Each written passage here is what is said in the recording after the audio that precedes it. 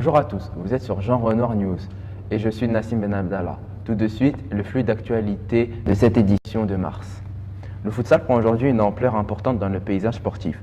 Parmi les équipes montantes, l'équipe d'Access Futsal a investi de gros moyens pour s'adjuger les services de 4 joueurs de l'équipe de France de futsal, dont notamment Kevin Ramirez et Abdesamad Mohamed. Cette équipe de Ligue 2 vise une participation à la Ligue des Champions d'ici 3 ans. Un projet qui suscite la curiosité. Nos reporters ont couvert une rencontre les opposants au FC Nantes. Un reportage de Walid Hassani et Khalid Amakir. Bonjour, aujourd'hui on se retrouve pour regarder le match de Access FC contre Nantes. Nous sommes impatients d'observer les capacités de nos joueurs dont le nom est de Abdesamad Mohamed et Kevin Ramirez. On se retrouve après le match pour les débriefs. Que pensez-vous de ce match, de ce résultat très positif? On a bien débuté le match contre une belle équipe. Bon, il leur manquait pas mal de joueurs, je crois. Après, en deuxième mi-temps, on a eu un petit temps faible. Mais bon, l'important, c'était la victoire avant les vacances. Donc on continue sur une bonne série et en tête du classement. Et vous? Je rejoins un petit peu Kevin dans le sens où on a bien débuté le match. On a mis du temps à marquer, par contre, ça c'est un petit défaut qu'on a ces derniers matchs. Et on rentre à la mi-temps à 4-0, donc après on se relâche un petit peu, peut-être c'est à cause du résultat. Et ensuite on finit bien et le résultat 9-2 nous convient parfaitement, on finit la mi-saison à la première place. Et maintenant, que pensez-vous pour faire les deux prochains matchs? Bon, déjà là on a la trêve, on va essayer de se reposer. Ensuite on a les échéances avec l'équipe de France. Les prochains matchs, on va les aborder comme on a fait dernièrement. On va essayer de gagner et d'essayer d'être en Ligue 1 le plus rapidement possible. Que pensez-vous faire en équipe de France? Avez-vous une chance de vous qualifier? Alors, premièrement, chaque match qu'on joue, on les joue pour les gagner, ça c'est sûr. Mais on va essayer de jouer les matchs à fond et de les gagner. Et puis on va essayer de se qualifier. Ça c'est certain qu'on est des compétiteurs et on va tout faire pour gagner, aller le plus loin possible. En marge du futsal, s'organisent aujourd'hui des compétitions issues de l'art de la rue. Le foot de quartier trouve son moyen d'expression dans les tournois de plus en plus spectaculaires, rendus médiatiques par le sponsoring des marques comme Nike ou encore Adidas. Il y a quelques jours s'est déroulé la Tango League, un tournoi organisé par Adidas depuis plusieurs années et qui rencontre aujourd'hui un succès populaire. Mehdi Idrissia Azabi, Joshua Doriska, Yasmine Mekaouche étaient sur place. Un sujet réalisé par Roméo Alfawal et Anis Benmeki.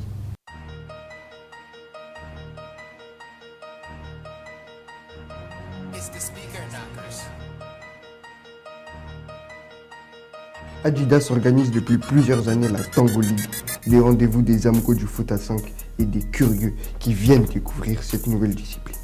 Plusieurs équipes participent dans le but de prendre du plaisir. Si cette fois-ci c'est au Palais Brongniart que les personnalités du foot, d'Instagram et YouTube se déplacent pour animer, se montrer et célébrer un art urbain qui a bercé les stars du foot à hand. Zinedine Zidane, Pogba ou encore Kylian Mbappé ont parfait leur technique au rythme des petits espaces, du béton et des terrains réduits. Cette année, plusieurs célébrités se sont invitées comme Céane, Space ou encore Observateur. Vous venez d'où? On vient de Paris, nous tous. Paris 20e arrondissement. Moi je viens de Lille. De Nantes, Seine-Saint-Denis, Paris, Val d'Oise. De Toulouse, je suis né à Toulouse. Que penses-tu de cette Tango League? C'est très très lourd, c'est bien. Tango League, c'est cool comme d'hab, hein. C'est bonne ambiance, il y a du niveau. Ça rassemble les gens, c'est bien. C'est un très très bon événement, c'est complet. Je trouve que c'est bien organisé, il y a du niveau. Ça fait plusieurs années que je la fais, que j'anime et elle est très améliorée parce que les grandes cages, ça change tout dans le jeu. Ça change, les gens ils jouent mieux, il y a plus d'espace, maintenant il y a un public et ça tue de ouf. D'accord, merci. Je trouve que c'est très intéressant de faire participer les enfants. Je sais qu'il y a les égéries d'Adidas aussi qui sont là, donc ça permet aux enfants de les voir. Non, vraiment, je trouve que c'est super, ça se passe vraiment bien. D'accord, merci. Un événement qui remporte son pari. Les petits et grands se sont déplacés pour cet événement qui a tenu toutes ses promesses. Rendez-vous l'année prochaine pour une prochaine édition parisienne. En basket, l'équipe du lycée Jean Renoir vise une nouvelle participation au championnat de France. Une équipe renouvelée qui aborde les compétitions avec l'ambition de faire aussi bien que l'année dernière. Notre équipe a couvert les finales départementales. Jasmine et Louise Monsiro Au montage, Roméo Alfawal et Ayman Nassiruddin et Anis Benmeki. Nous sommes ici au lycée de Drancy pour les finales départementales de basketball cadet. Lors de cette journée, l'équipe de Jean Renoir va affronter les 8 meilleures équipes du département pour décrocher l'unique ticket permettant d'accéder aux finales académiques.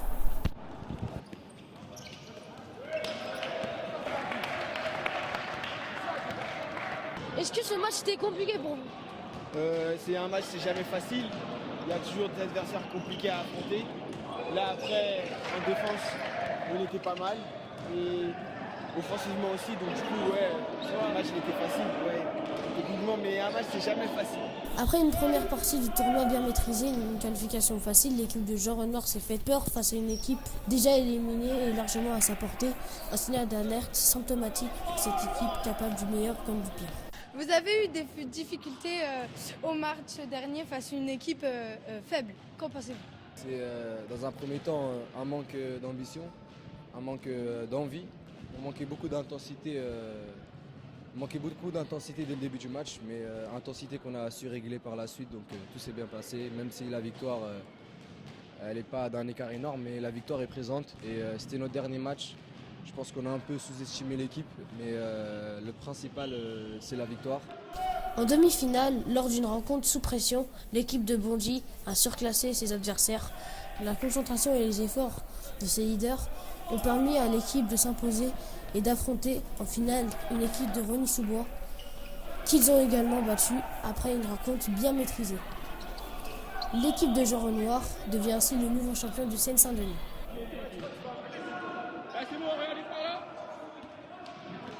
Le journalisme est un métier qui se démocratise avec les nouvelles technologies. Au Collège Jean Renoir, des élèves du projet Jean Renoir Russie sont formés au métier de journaliste sportif par des professionnels du métier. Nous les avons suivis lors de leur passage.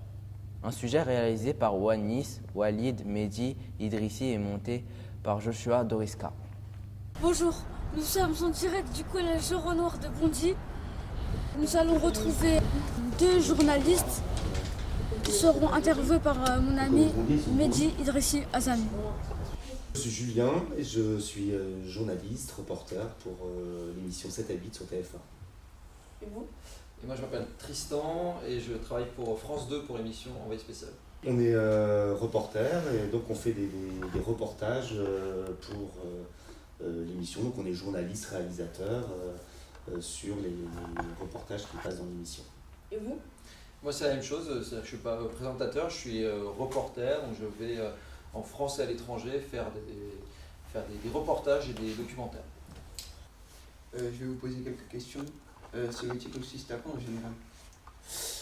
Il consiste à aller voir. On a une info, on se dit qu'on va aller sur place, qu'on va aller voir, qu'on va y aller, on va essayer d'y aller sans préjugés, sans jugement, essayer de se rendre compte par nous-mêmes et de pouvoir rapporter un phénomène, une situation ou un fait à nos téléspectateurs, dans notre cas puisqu'on travaille pour la télévision, et pour leur rendre compte de cette situation, de ce phénomène le plus fidèlement possible et d'essayer à ce que notre téléspectateur puisse ait des outils pour se poser des questions. Durant cette journée, deux journalistes expérimentés sont venus apprendre des techniques de réalisation, de cadrage et de montage à nos jeunes reporters.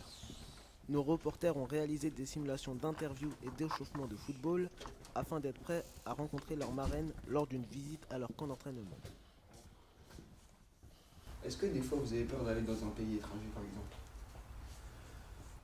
On choisit d'aller, effectivement, moi je suis allé donc beaucoup en Irak, en Afghanistan, beaucoup au Pakistan, là où j'avais ma base. Mais on essaie de faire attention, c'est-à-dire que dans ces situations, on essaie de calculer, un peu comme on prépare un sujet, c'est-à-dire voilà, je vais me rendre en territoire taliban ou sur une ligne de front en Irak pour une séquence, et de calculer un peu, voilà, pourquoi j'y vais, qu'est-ce que je veux dire, quelle place ça va avoir dans mon reportage, et quel risque je prends. Et après, on fait la balance. Est-ce que les risques valent l'intérêt de la séquence, de ce que je vais filmer dans tout le reportage. Et humainement, c'est très intéressant. Et justement, de ne pas avoir ces préjugés, dépasser des préjugés sur un pays, sur une culture. Ok, merci pour cette interview. À leur réveil, nos jeunes reporters auront appris de nouvelles choses, mais seront toujours en quête d'enseignement. Une formation de qualité qui s'inscrit dans un projet de grande ampleur. Le projet Jean Renard Russie, initié par la cité scolaire Jean Renard de Bondy, implique une trentaine d'élèves au quotidien depuis maintenant 5 mois. Ces élèves de 4e, choisis par leur motivation et leur ambition, se sont lancés dans l'aventure d'une formation professionnelle sur des métiers du journalisme, d'ambassadeurs de la France à l'étranger ou bien encore d'organisateurs d'événements. Nous avons pu entrer dans l'intimité de cette expérience scolaire d'un genre nouveau. Un reportage signé Yasmine Mekaouche. What's his club? Make sentences, please. Philippa. Make sentences. Martial. What's his position? Zoe? Martial is a striker. Les vacances commenceront un peu plus tard pour les 4e du projet Jean Renard Russie. Martial Ils is commencent a la striker. matinée en apprenant du vocabulaire sur le foot en anglais. Puis l'intervention de Warda Mekani, professeur de SES au lycée, qui propose aux élèves de faire un classement de popularité avec des images. D'accord. Alors, est-ce qu'un sport, c'est associé à quelque chose de culturel? C'est la question de toute notre activité. Une pile de sport et une pile de spectacle. Non, télé, c'est pas culturel que ça. Ça dépend du café, il y a plusieurs piles. Mais je suis pas d'accord, la lecture c'est pas que pour ceux qui sont... Effectivement. Effectivement. La lecture, est-ce que ça c'est pour? C'est pour tout le monde la lecture. D'accord, c'est pour tout le monde. Allez-y. En fait, moi je suis d'accord avec Louise, c'est pour tout le monde la lecture, mais il n'y en a pas beaucoup qui en lisent. Exactement. Ça dépend de quel type de lecture alors. Ça, voilà. Après, on peut différencier la lecture. Je suis agréablement surprise en fait. Je ne m'attendais pas à ce niveau, je ne m'attendais pas à cette maturité, je ne m'attendais pas non plus à ces interactions. J'ai dû m'adapter du coup à relever le niveau et aller plus loin, mais beaucoup plus loin que ce que j'avais prévu. L'art oratoire, je vous explique en 2 secondes, c'est toutes les techniques qui vous permettent de savoir argumenter face à un public ou une personne. D'accord? Donc il y a le langage du corps, donc la position du corps, la voix. Pour terminer cette matinée, un étudiant de Sciences Po est venu nous parler de l'art oratoire. Le tout début, comment est-ce que j'ai compris l'importance en fait de l'art oratoire, c'est premièrement à travers l'atelier Sciences Po. L'atelier Sciences Po m'a fait comprendre une chose, qu'il y a des codes, des normes que je ne connais pas, qu'on ne m'a pas donné, et qu'on me dit, et on m'a dit à cette époque-là, si tu veux les prendre, il n'y a pas de souci, voilà. Mais par contre, il faut que tu te formes, il faut que tu les apprennes, il faut que tu sois habitué avec ce genre de choses. Bon, écoutez, responsable de McDonald's, il faut manger chez Otakos parce que la viande elle est halal. C'est cuit dans un bon pain d'origine France avec du blé bio, cultivé avec respect. Attendez. Tais-toi! Le but du jeu est le suivant. Vous restez tous debout. À travers son speech, elle doit vous regarder. Si vous vous sentez regarder, vous vous asseyez. Ou vous vous mettez accroupi. Sinon, vous restez debout. Bon alors, regardez-moi tous là. On perd 1-0. C'est pas ces petits bons à rien qui vont nous battre quand même. On va y arriver, non? Oui. Non. Non? On peut. Si. On va y arriver? Ouais. Si, c'est mieux. J'entends rien. Oui. J'entends rien. Oui.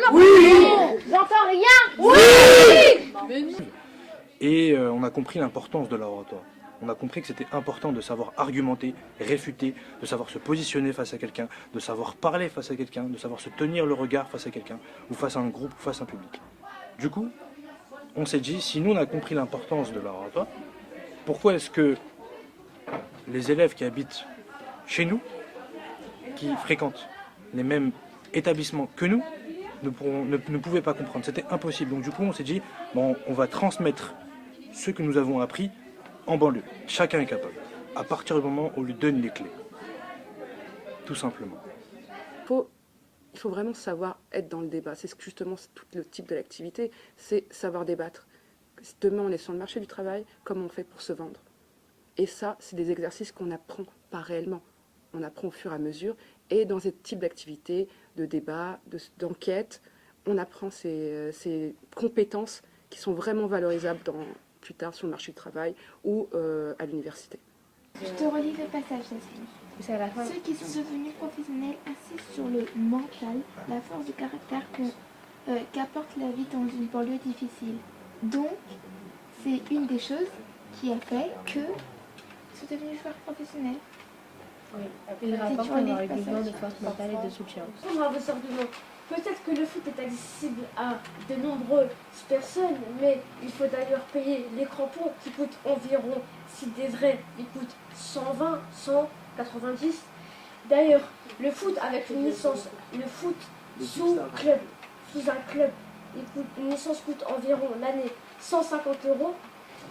Des matchs à regarder environ, comme je l'ai dit tout à l'heure, un match, une place en moyenne 90 €. Un abonnement Big Sport en moyenne 30 €, 35 €. Donc je pense pas qu'on peut le regarder facilement. On allume la télé et on regarde. L'après-midi, nous avions reçu la visite de Michel Moutot, journaliste à l'AFP présent lors des attaques du 11 septembre. Donc pour vous, en venir à vous, en aussi, chaque fois que vous allez avoir à interviewer quelqu'un, vous allez récupérer son nom le plus vite possible. Alors je ne dis pas le fan qui sort du match. Hein. On s'en fout de qui vous êtes, d'où vous venez, comment vous vous appelez, vous êtes blanc, jaune, noir, bleu, on s'en fout. Non mais ça c'est pas, franchement, il n'y a pas énormément de métiers où ça marche comme ça. Hein. On va juger sur pièce votre travail. Et ça c'est vachement bien. On ne naît pas orateur. Un stage riche en émotions, le groupe Jean Renard aussi peut à présent partir en vacances. Merci à tous d'avoir regardé notre premier JT. J'espère que cette édition vous a plu. N'hésitez pas à nous suivre sur nos réseaux sociaux. À très bientôt.